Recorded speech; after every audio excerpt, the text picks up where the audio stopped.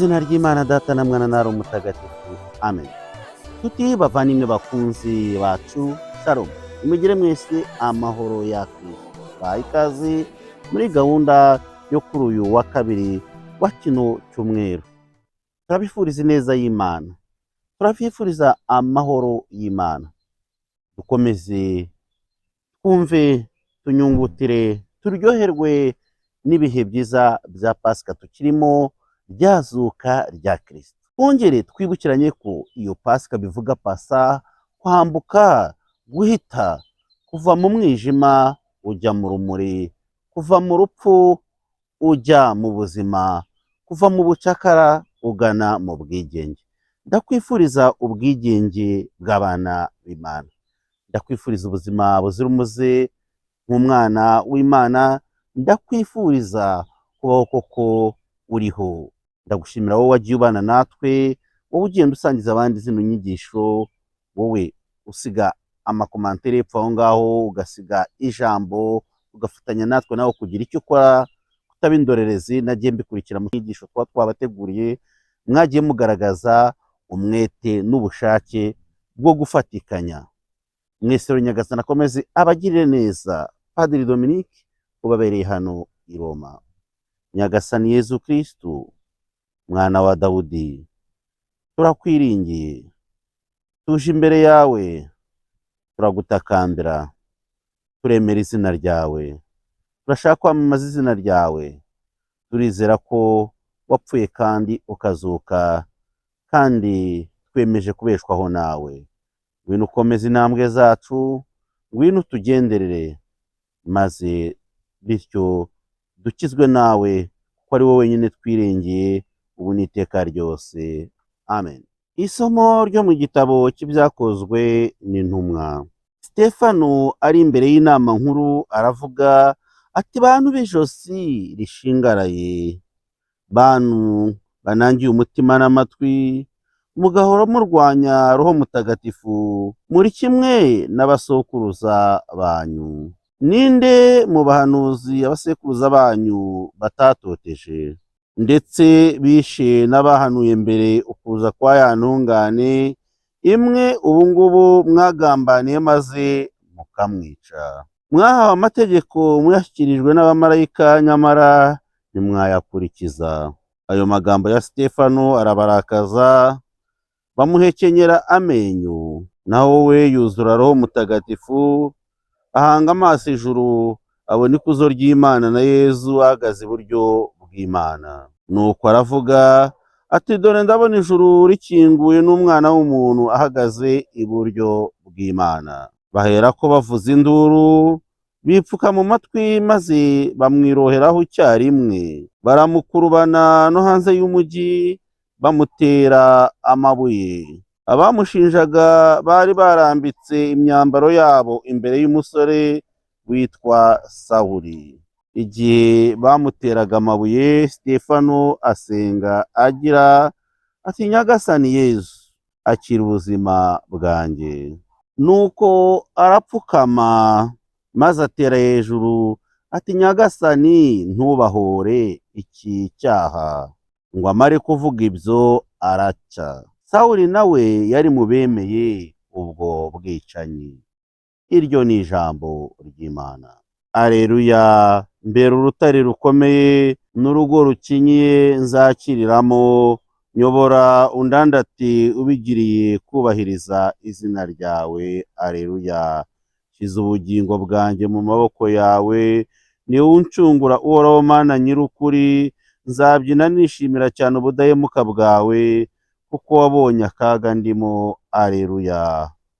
Uruhanga rwawe nirumurikire umugaragu wawe, maze unyize ugiriye impuhwe zawe. Ibyiza byawe ubihabo ubereye ubuhungiro bose, kandi ukabibagwizaho rubanda rwose rubyirebera. Aleluya. Amagambo yo mu Ivanjiri ntagatifu uko yanditswe na Yohani, umutwe wa 6 umurongo wa 30 kugera ku murongo wa 35. Nyuma y'ituburwa ry'imigati, rubanda babwira Yezu bati, ikimenyetso utanze ni ikihe ngo tukibone maze tukwemere? Ukoze iki? Mu butayu ba sogokuruza bacu bariye manu, nk'uko byanditswe ngo yabagaburiye umugati uturutse mu ijuru. Nuko Yezu arabasubiza ati ndababwira ukuri koko, musasi we wabahaye umugati wo mu ijuru, ahubwo ni data ubaha umugati w'ukuri wo mu ijuru. Kuko umugati Imana itanga ari umanuka mu ijuru, kandi ukazanira isi ubugingo. Nuko baramubwira bati mwigisha, jya uhora uduha uwo mugati utubwiye. Yesu arababwira ati ni jyewe mugati utanga ubugingo, unsanga wese ntazasonza bibaho, n'unyemera ntazagira inyota bibaho. Iyo ni ivanjiri ntagatifu.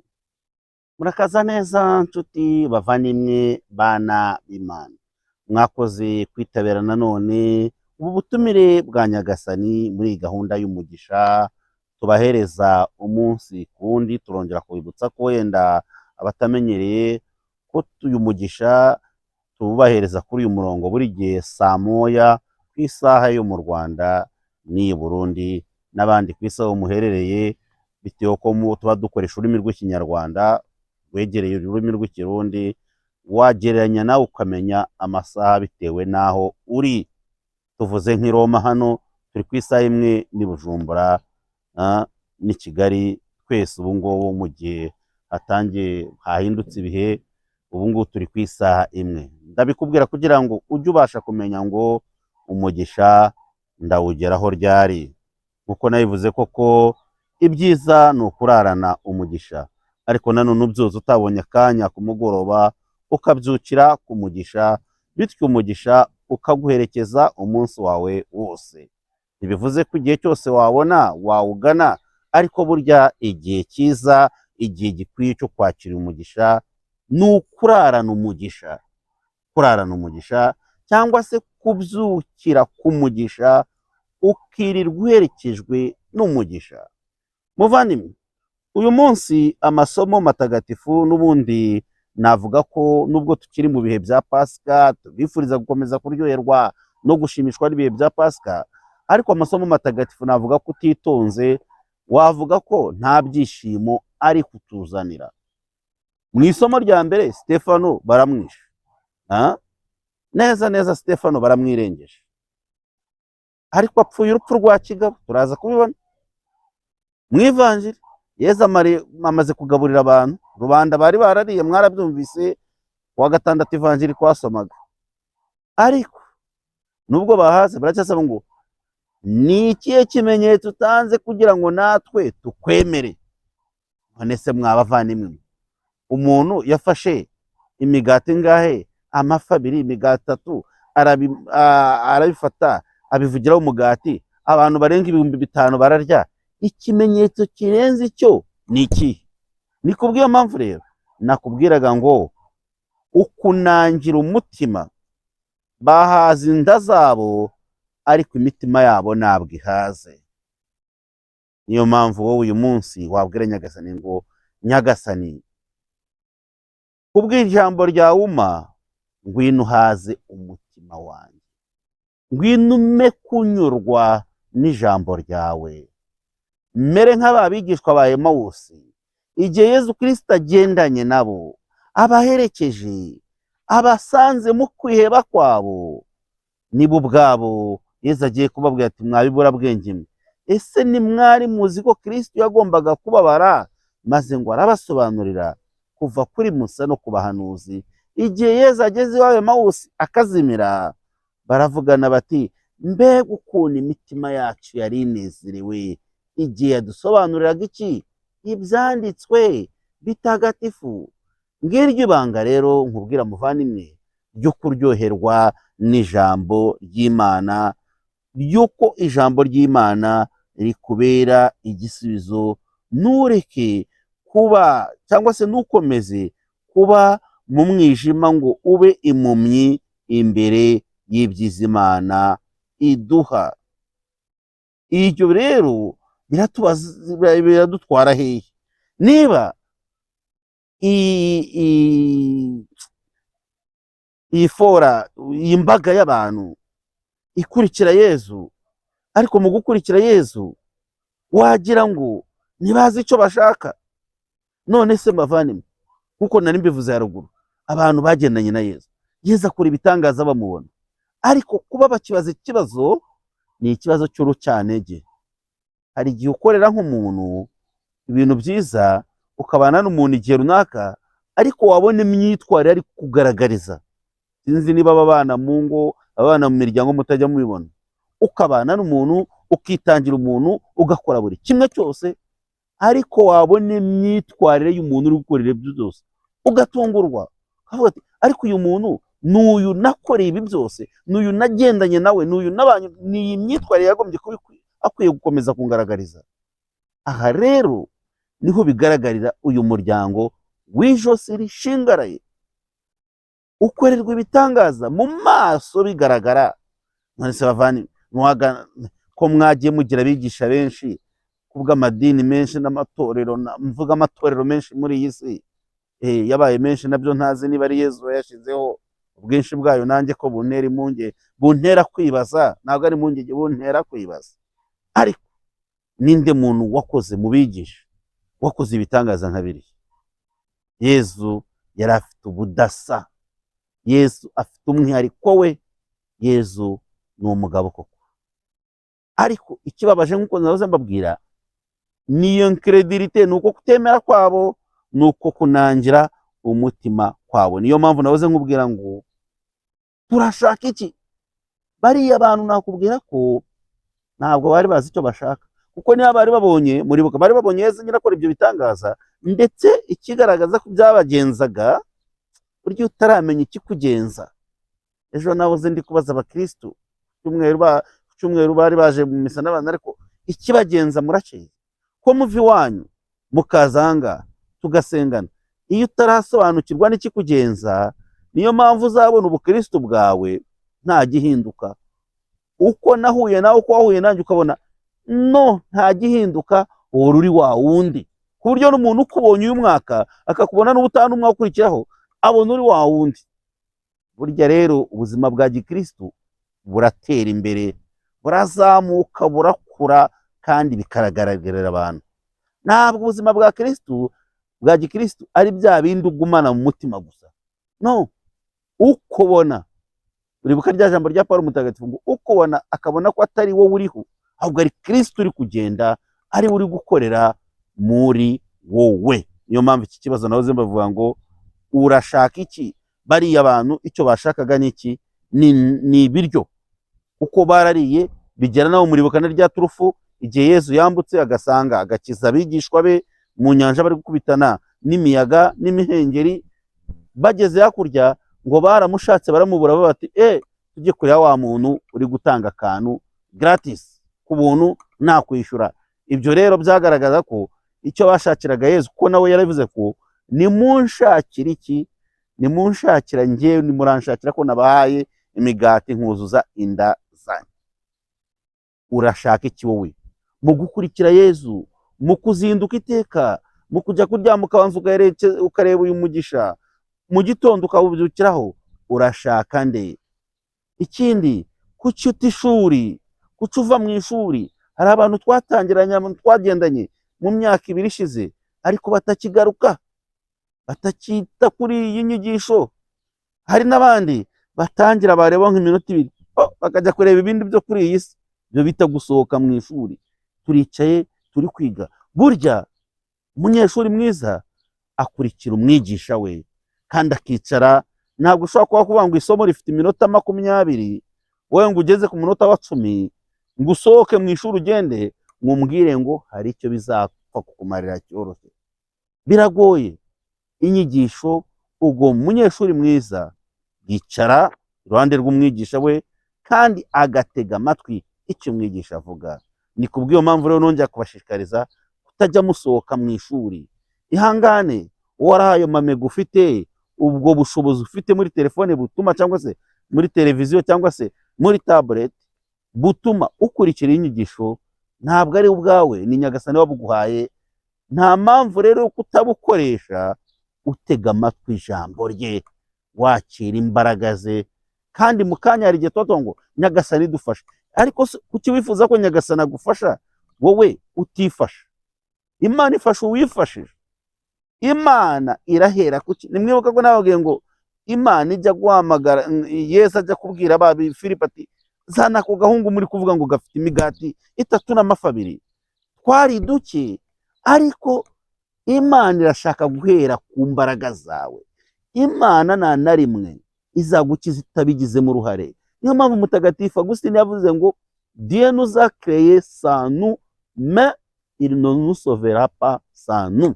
Imana yaturemye atari ku bwacu, tutabigizemo uruhare, ariko ntabwo izadukiza tutabigizemo uruhare.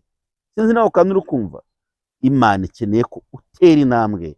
Imana iravuga ngo ufite iki kugira ngo ngihereho nkuzurize mu nkangara yawe, mu biganza byawe, mu mutwe hawe, mu maboko yawe, ku maguru naguhaye byinshi bitandukanye uri kubona nubwo wisuzugura. Ufite iki kugira ngo ngihereho? Hari igihe rero uba ukiryamanye, hari n'abafite ibyo bazi, hari abafite ubutunzi batazi ko banabufite. Yezu ntazagukiza nawe ubwawe utabanje kwikiza. Yezu yagukijije icyaha cy'inkomoko, aguhanaguraho ibibi byose, ariko arifuza ko utera intambwe. Aho rero niyo mpamvu nabuze nkubwira ngo uragenzwa n'iki? Nk'aba bavandimwe bamukurikiye batazi ibyo ari byo.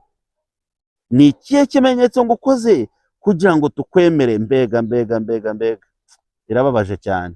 Ikimenyetso cye kiruta iriya migati yari yatubuye ni iki? Ni ikihe kimenyetso? Ni ikihe kimenyetso ngo twemere? Mwibuke ijambo nigeze kubabwira, iyo umuntu avuze ngo ni ikihe kimenyetso uvuze cyangwa utanze ngo twemere, mwongere mwibuke ikimenyetso ni ikihe bavugaga? Ni ibitangaza. Uko banabiherekeje bavuga ngo Edayeri, basogokuruza bacu barabiye manu mu butayu, bararenga barapfa. Musa niwe wabahaye manu, barayiriye bararenga barapfa. Aho rero nuko ngo hari ngo tukwemere, ni ikihe kimenyetso utanze? Ikimenyetso kiraha, ingaruka z'ikimenyetso ni cyaba, ingaruka ni ukwemera. Mwibuke ko nababwiye ko ibyo ni logique inverse, nuko ngo nugucurikiranya ibintu. Kwemera muri ubu rugendo turimo ni rwo rubanza, hanyuma ibimenyetso bikaza nyuma.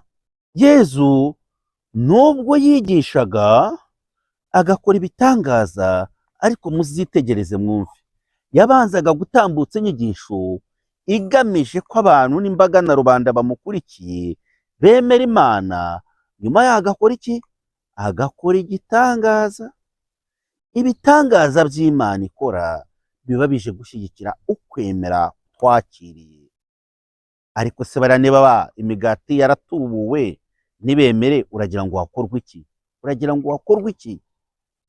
Banangiye imitima. Ndakwifuriza kwemera, ndakwifuza gukurikira Imana nta buryarya, nta nyungu zindi, nta kondisiyo. Imana nibayishyiraho kondisiyo, Imana nibayishyira ku gahato. Urumva ngo ukora iki kugira ngo tukwemere? Hari amasengesho ajya avugwa muri ubwo buryo. Nyagasani Imana, umwana wanjye ararwaye, umugore wanjye, umugabo wanjye, umuryango wanjye, ibibazo bikore Imana, kandi nubikora nzagushimira. Iryo sengesho hari abantu benshi bakunda gusenga gutyo. Ni ukuri Imana, nunkora ibi bintu nzagushimira. Mu yandi magambo uri kubwira Imana ngo kora iki kimenyetso, nugikora nzagushimira. Naho utandukaniye n'aba Bayahudi. Imana si uko bayisenga. Imana ni nkaho uri kwibwira ngo nutabikora sinzagusingiza. Nyagasani Imana, nkorera ibi kandi nubikora ni ukuri nzaza mu ngoro nze gushima. Hari n'abantu baza gushimira Imana babivuga mu ngoro aho musengera, ngo nuko rero nari narasabye Nyagasani Imana, nyibwira ko nima umwana nzayishimira. No, iryo sengesho uryitondere. Mu yandi magambo, iyo itamuguha uwo mwana ni wari gushima Imana.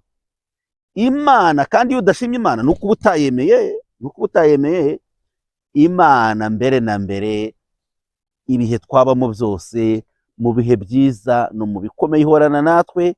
Tugomba kuyikuza, tugomba kuyirata, tugomba kuyisingiza. Bene iryo sengesho bavandimwe, mwitegereze mu masengesho yanyu muvuga. mwitegereze amasengesho yanyu muvuga, murasanga benshi bayavuga. Gushyiraho Imana condition, gushyiraho Imana umurongo, ko bati nukora ibi nzakora ibi, ubwo nutabikora nanjye se nzakora ibi. Uko bimeze se? Ndagira ngo ujye ukurikira iyi nyigisho yacu maze usobanukirwe n'iby'Imana igushakaho. Ikindi, bari abantu baje bashaka Yezu nk'uko nahoze avuga ngo kubera inda, ariko mukibagenza abavandimwe mwebwe mwaje mushaka iki? Yezu ati ntabwo ari Musa wabahaye umugati, ahubwo ni Imana Data itanga umugati, kandi umugati utanga urahari. Bariya barongera bavuga ngo mwigisha jya uhora utwihera uwo mugati. Mwabyumvise? batangiye guhindura, babanje gusaba ikimenyetso. Yezu ababwiye baravuga ati ikigaragara n'ubundi ibimenyetso byari byerekeye ku byo kuri iyi si, jya twihera uwo mugati. Yezu ati umugati ni njye mugati. Kuko Yohani uyu mutwe wa 6 wose atangira avuga ibimenyetso ahera ku mugati, ako nako mugafata. Umutwe wa 6 w'ivanjiri ya Yohani mu by'ukuri uhera ku mugati usanzwe, mu gitangaza cy'itubura ry'imigati, umugati usanzwe uyu nguyu usanzwe, ariko bizarangira Yezu avuze ngo ninjye mugati nyamugati, ninjye mugati w'ubuzima, undya wese azabaho iteka. Natangira kuvuga ngo undya wese, batangira ngo ushobora kuribwa ute wowe? Nibwo babandi baryaga imigati isanzwe Yezu yatangaga, Yezu namara kubasobanura ko ari we mugati nyabuzima w'ukuri, bazatangira bakigendera. Bityo Yezu akabaza n'abigishwa bati namwe se murashaka kwigendera? Abandi nabo bati Nyagasani, twajya he handi twasanga unde wundi ko ari wowe ufite amagambo y'ubugingo bw'iteka? Twe twaremeye. Niyo mpamvu rero Yezu muri iyi si ntabwo yaje gukiza inda zacu, ntabwo yaje guhaza inzara yacu, inzara twifitemo. Yezu nibyo koko niwe uduha ibidutunga, ariko Yezu ubwe icyo yaje kandi yifuza ko tumenya, yaje kutwiha ubwe. Arashaka ko tubanza kumwemera, kuko hari igihe usanga ibyo dutunze byose niwe wabiduhaye, amasambu, amamodoka, amazu, abantu iki, ariko ibyangayikishije umwana w'Imana cyane nuko tumumenya, nuko tumwemera. Bityo iyo tumwemeye tuba twemeye n'uwamutumye. Iyo tumwemeye rero bituma na bya bindi byose tubona, ibyo byose nahoze ndondora, bidusetsekaraho. Naho ubundi akenshi twebwe turabicurika. Reba ibyo dushakashaka kuva ku wa mbere kugera ku wa 6. Ni ibiki twirirwa dushakashaka? Ni iminota ingahe ufata yo gushaka Imana? Mushakashaka Imana, inzira zikiri nyabagendwa, ibintu bigishoboka. Wishyira imbere rero ibyo gushaka Imana muri iyi si, uyishakira mu biribwa, mu bintu bishira, ahubwo shaka ukuri. Ni nayo mpamvu ibyo bidutwara he? Biradutwara ku muntu witwa Stefano washakashatse Imana, Stefano wahamije Imana, Stefano wemeye gupfira ukuri kw'Imana.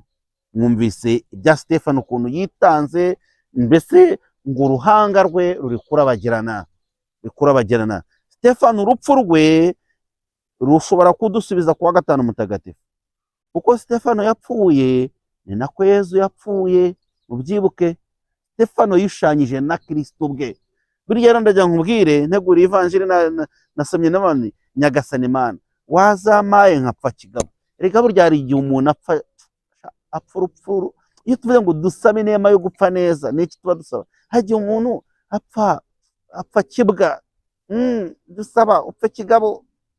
None se reka nkubwire, wari wumva nk'umuntu bavuga bati yewe yaguye mu kabyiniro, nta bantu bajya bapfa impfu, ukumva rurakubabaje nubwo mwaba bari kumushingura, ariko kumva abantu bari gushimana bavugana ati nigeze kujya gushingura umuntu ntamenye amakuru. Nabyo byamaye isomo, jya gushingura umuntu ntamenye amakuru.